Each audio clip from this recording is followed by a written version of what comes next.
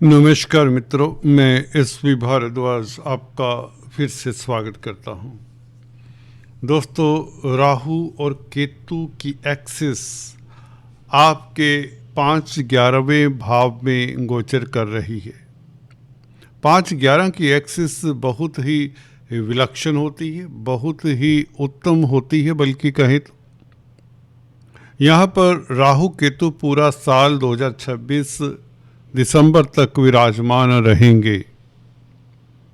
तो राहु केतु के प्रभाव को जानने के लिए हमें नक्षत्रों तक भी देखना जरूरी हो जाता है। हालांकि राहु केतु का ऐसा है, जिस राशि में होते हैं उस राशि का फल देते हैं, जिस भाव में होते हैं उस भाव को भी प्रभावित करते हैं। हम अक्सर आपको बताते आए हैं, राहु केतु केंद्र त्रिकोण में अच्छा फल देते हैं।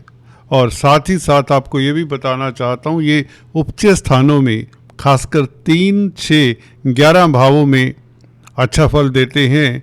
दशम भाव में केतु अच्छा फल इतना नहीं देते। राहु 10th हाउस में भी अच्छा फल दे दिया करते हैं।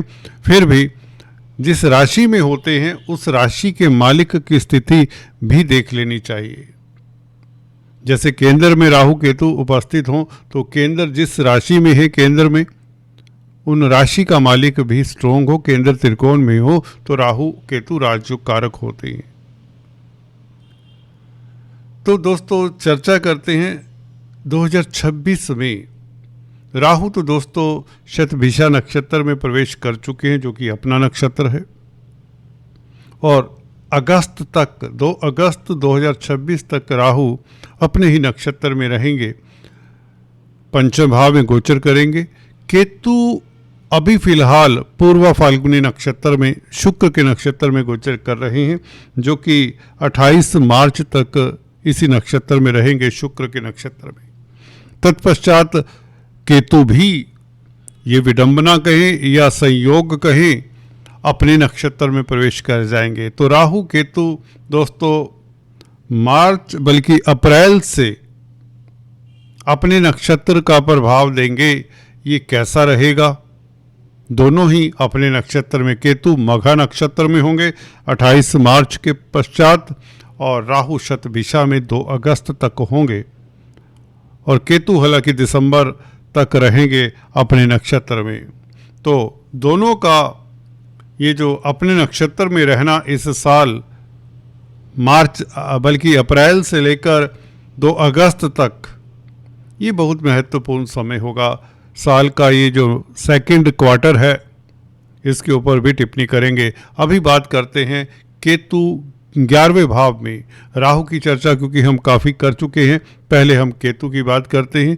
इस साल आपको लाभ की प्यास लगी रहेगी, बढ़ती चली जाएगी, बल्कि ये कहें, और मिलता भी जाएगा आपको कुछ ना कुछ, क्योंकि दूसरे ग्रहों की स्थिति इस साल कुछ इस तरह की है। आपको हासिल तो कुछ ना कुछ होगा, कोई ना कोई उपलब्धि आपको मिलती चली जाएगी।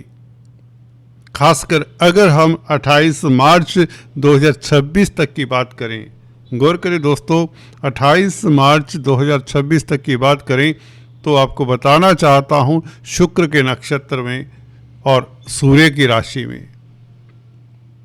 शुक्र आपके राशिपति हैं, अष्टम भाव के भी मालिक हैं। सूर्य तो दोस्तों हर महीने राशि परिवर्तन करते हैं, और केतु सूर्य की राशि में है। तो सरकारी तंत्र से जुड़े हुए लोगों को लाभ होगा, और अकस्मात ढंग से होगा, अचानक से होगा, बड़ा लाभ होगा। शुक्र के क्योंकि नक्षत्र में है, मार्च 28 तक स्थितियां आपके लिए डेफिनेटली बहुत बेहतर होंगी। और शनि भी मार्गी हैं दोस्तों, ये बहुत बड़ी उपलब्धि रहेगी आपके लिए। ये बहुत बड़ी उपलब्धि है, क्योंकि शनि का सपोर्ट होना बहुत जरूरी है। तीसरा कार्मिक ग्रह, राहु केतु के अलावा शनि भी कार्मिक ग्रह है। जब शनि भी शुभ हों तो राहु केतु भी शुभता बिखेरते हैं। केतु का 11वें भाव में बैठकर मित्रों का साथ मिलता है, भाइयों के साथ आपके संबंध यदा कदा बेहतर होंगे। क्योंकि शुक्र के नक्षत्र में 28 मार्च सौंदर्य प्रसाधन, स्त्री वर्ग, ग्लैमर की तरफ आपका आकर्षण हो जाना। अगर आप पुरुष जातक हैं तो पत्नी के संबंध बहुत अच्छे रहेंगे, पत्नी के साथ आपके वैचारिक मतभेद दूर होंगे। 11वें भाव में केतु हो, राहु हो, ये उपचय स्थान है, अच्छा फल देती है, मैं शुरुआत में बता चुका हूं। तो केतु के कारण कहीं ना कहीं आपकी एक आध इच्छा तो पूर्ण 28 मार्च तक ही हो जाती है।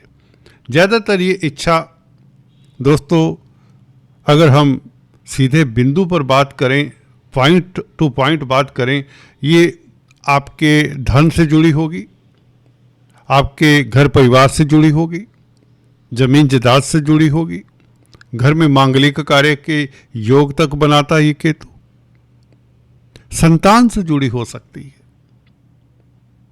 यात्राओं से जुड़ी हो सकती है। खासकर मार्केटिंग के व्यक्तियों के लिए समय अच्छा रहेगा। दोस्तों, काफ़ी लंबी चर्चा है। अगर ये चर्चा आपको पसंद आती है तो अंत में कमेंट करके ज़रूर बताएं कि आप और क्या सुनना देखना चाहते हैं फ्री ट्यूटोरियल्स के जरिए। अगर आप पहली बार आए हैं तो आपसे निवेदन भी है, कृपया सब्सक्राइब करते हुए यहाँ से बेल आइकन के बटन को दबाना मत भूलें।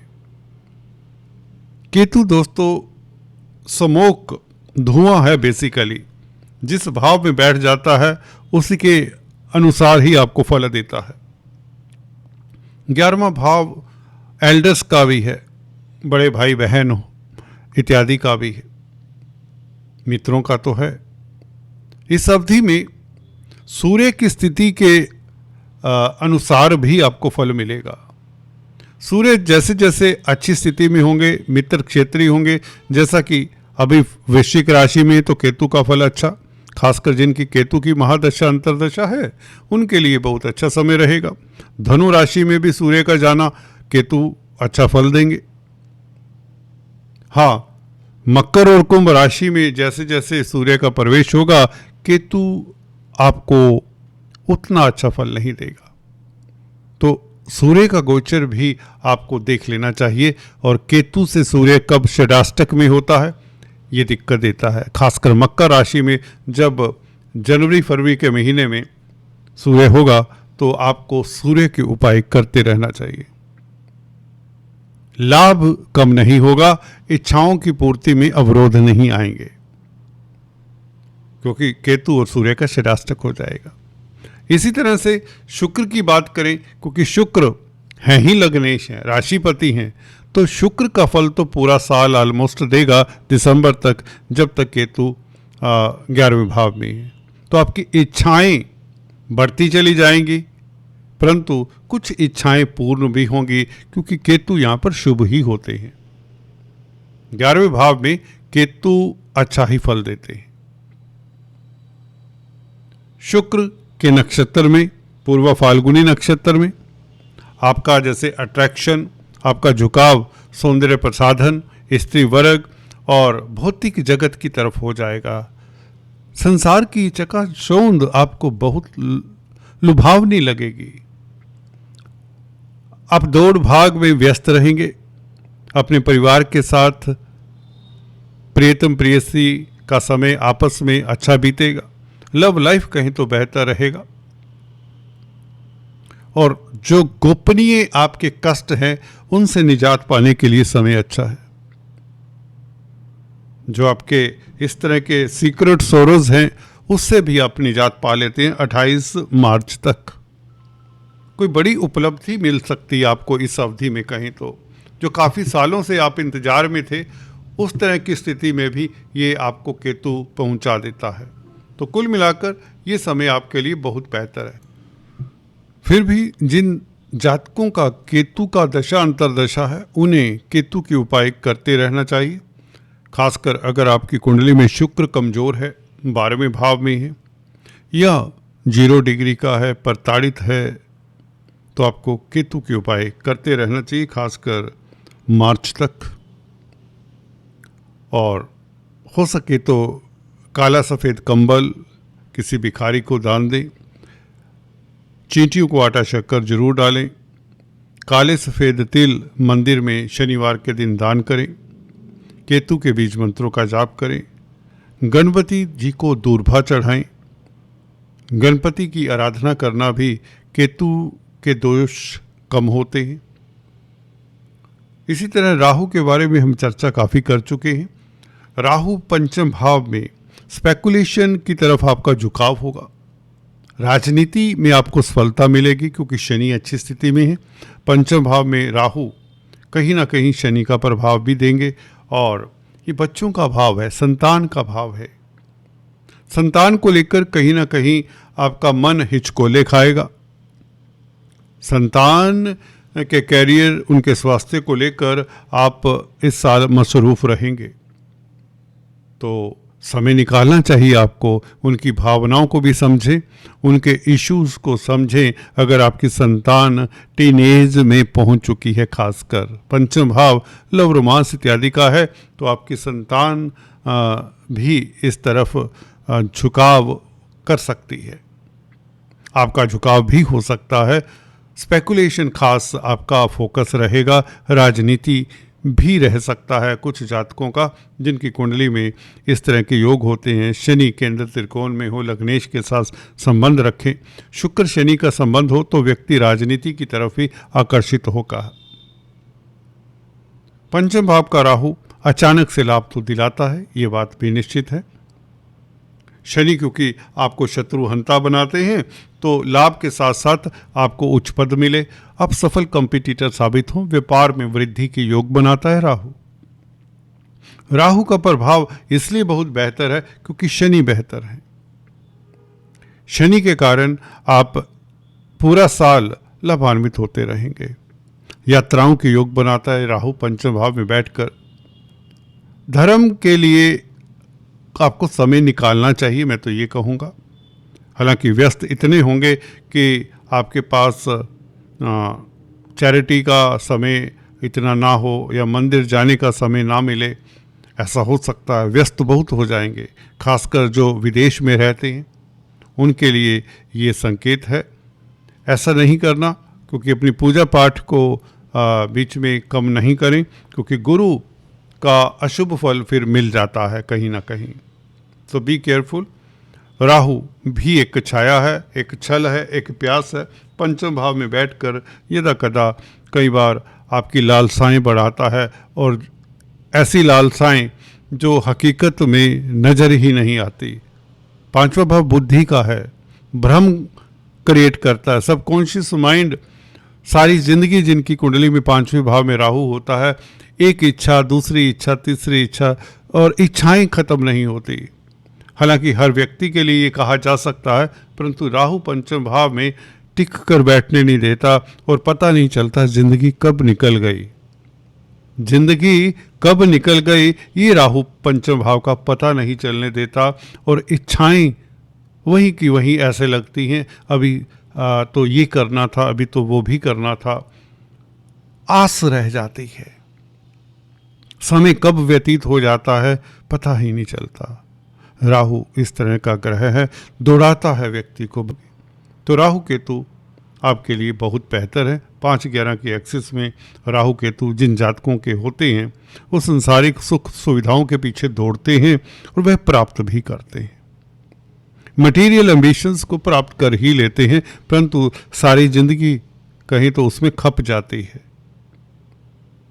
हाँ, केतु 11वें भाव में, हालांकि आपकी प्रवृत्ति यदा कदा कुछ उम्र के पश्चात आपको धर्म कर्म के साथ भी जोड़ती है।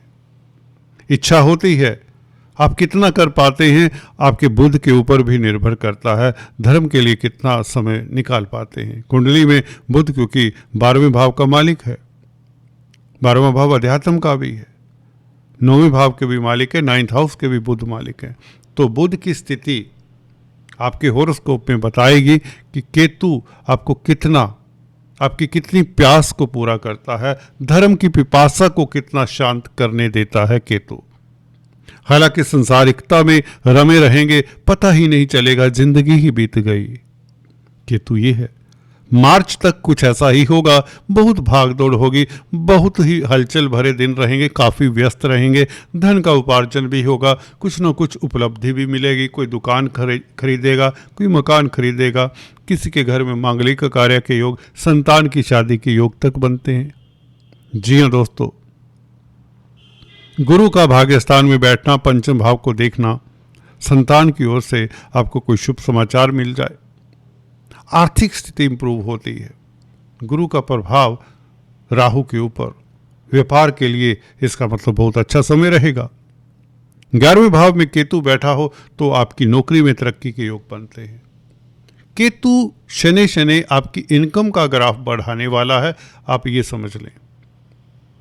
2026 में पूरा अपने नक्षत्र में दोस्तों, मघा नक्षत्र में अप्रैल से लेकर अगस्त तक की बात करें, राहु शतभिषा में और केतु मघा में, यहां पर भ्रम ज्यादा होगा।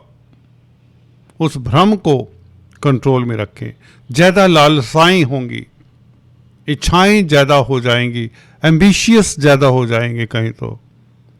जरूर से ज्यादा भाग दौड़ ना करें। नई अपॉर्चुनिटीज मिलेंगी, नई अपॉर्चुनिटीज मिलेंगी, उनके पीछे दौड़े मत, विश्लेषण करें। यहां पर धोखे के संकेत मिलते हैं, खासकर 28 मार्च के पश्चात। बी केयरफुल दोस्तों। चर्चा तो बहुत है। अगर आप ब्लैक डॉग को फीड करते रहें, खासकर 28 मार्च के पश्चात जब केतु मघा नक्षत्र में होंगे, तो आपको बेहतर फल और भी बढ़ चढ़कर मिलेंगे। काला सफ़ेद कुत्ता आपके लिए शुभ कलर रहेगा दोस्तों। 28 मार्च के पश्चात ग्रे कलर। अगर आपकी केतु की महादशा अंतरदशा है तो आप भाग्यशाली हैं। तुला राशि, तुला लग्न अगर आपका है, क्योंकि 11वें भाव में केतु हो तो अपने नक्षत्र में हो तो सेकंड हाफ भी आपका अच्छा ही जाएगा। यथार्थ से थोड़ा सा हटकर भी सोचेंगे। ये राहु केतु का प्रभाव है, बुद्धि के स्थान को प्रभावित करें तो थोड़ा सा आप अनकन्वेंशनल, अनऑर्थोडॉक्स विचारों के भी होंगे, जिससे कई बार घर परिवार में वैचारिक मतभेद होंगे, पर्सनैलिटी में कोई त्रुटि सी आ जाती है। सहज रहना सीखिए। ये राहु केतु असहज भी कर देते हैं। खासकर राहु का प्रभाव राशि के ऊपर छटपटाहट देता है, गलत सपने दिखाता है, एडिक्शंस भी दे देता है कई बार जब पंचम भाव ज़्यादा प्रभावित हो, ये बुध भी प्रभावित हो। पंचम भाव बुद्धि का है, बुध बुद्धि के कारक हैं। दोनों अगर प्रभावित हैं, राहु पंचम भाव में और पंचम भाव में भी अगर अशुभ ग्रह हैं, तो आपका दोस्तों आज इतना ही। फिर से मिलेंगे। Please do subscribe, like and share. Thanks for watching this video. God bless.